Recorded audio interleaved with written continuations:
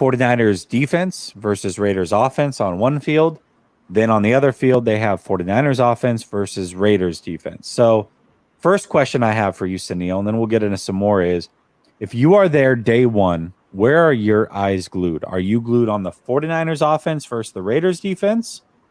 Or are you glued on the 49ers defense versus the Raiders offense? And I think both of them have some great storylines, being that Jimmy G is the quarterback of the Las Vegas Raiders. So where are you putting your attention if you have to choose one? 49ers offense. Okay.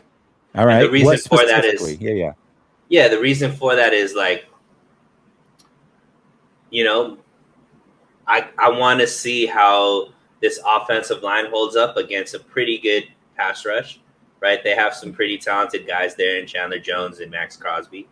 And I want to see, because it's going to most likely, I'm assuming it's going to be Trey Lance gets a lot of reps there. This is going to be the first chance we really get to see what he's like with the new version of him, right? We've been seeing there's been a lot of progress. It seems like, out of all the quarterbacks, he's had the most consistency, I would say, throughout training camp. Now, I don't think he's done much to necessarily separate himself, but in training camp, I think it's really hard to separate yourself.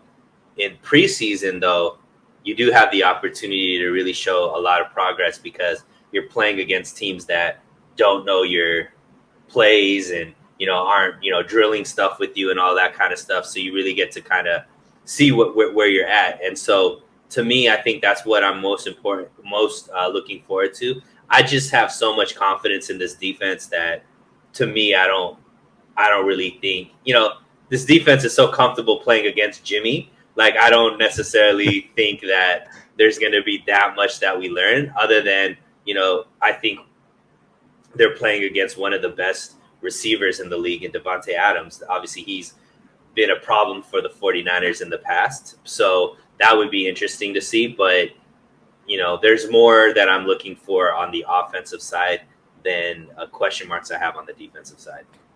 Yeah, I think the interesting thing for me, and obviously preseason game, we're going to see a lot of Trey Lance and a lot of Sam Darnold, and we'll obviously hear about them in these practices as well.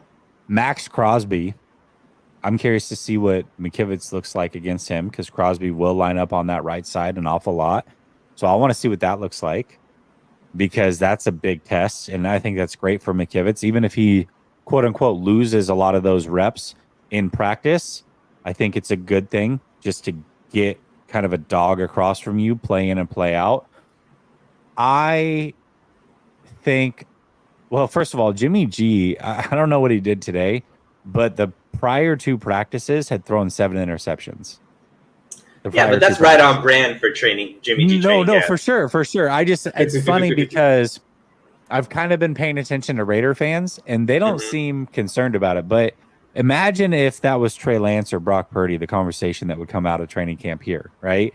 Yeah. If either one of them, I don't know if between the two of them, in fact, all three quarterbacks, I don't know if there's been 7 interceptions thrown altogether in training camp. So let alone in 2 days. All right, so let's go down this path of Ryan's question here. What if over the course of these two practices, Brock Purdy's not going to play against the Raiders. Jimmy G's probably not going to play against the 49ers in the preseason game. But over the course of these two practices that Kyle Shanahan did say he puts a ton of stock into, what if Jimmy G against the number one defense does outperform Brock Purdy? How do you think that conversation goes? Between who?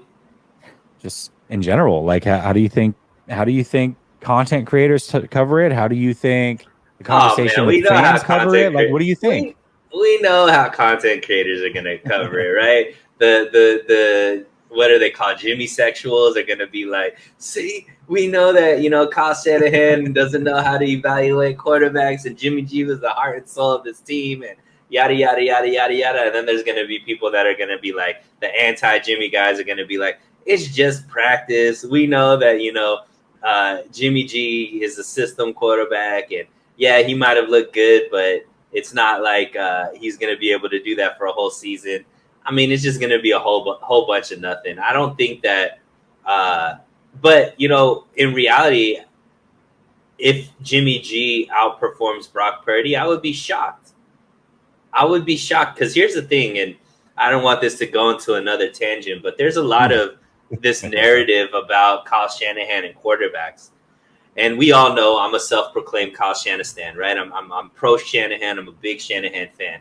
But I'm very clear on the fact that I know one of Shanahan's weaknesses is identifying quarterbacks. Like, I don't think he's good at identifying quarterbacks in the draft. I don't know if he's good at identifying quarterbacks in the offseason, who to bring in and things like that. But one thing that I do know is when a quarterback plays with Kyle Shanahan calling the plays, they have their best seasons ever. And when they leave Kyle Shanahan, I've yet to see a quarterback that's gone out and been able to replicate or even get close to the production that they've had with Kyle Shanahan.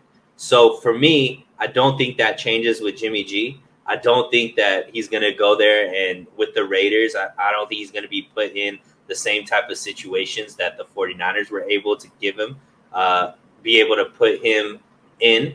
I don't think that the Raiders have the type of talent that he was surrounded around with the 49ers. So I don't expect him to look anywhere near what he was able to look like with the 49ers. And it wasn't like he ever looked good. He just won with the team, right? It wasn't like people were like, Jimmy G's like this, all pro quarterback. Nobody ever thought that. They were just like, he just wins, right?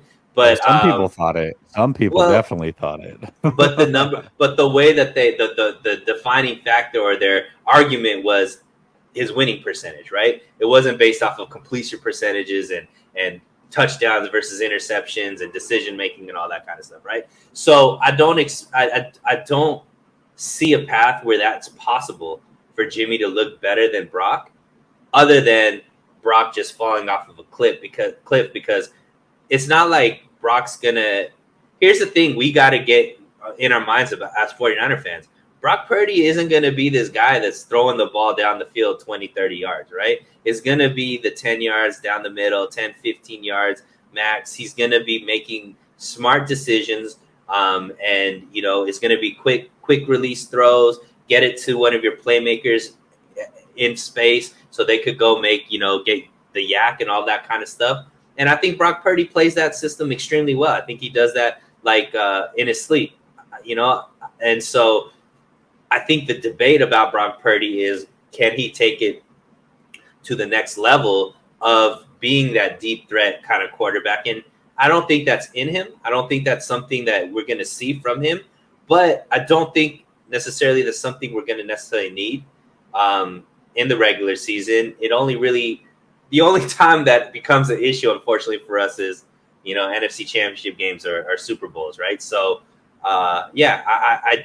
I don't expect that to happen. So, I don't want to do your hypothetical questions. He's not having the hypothetical.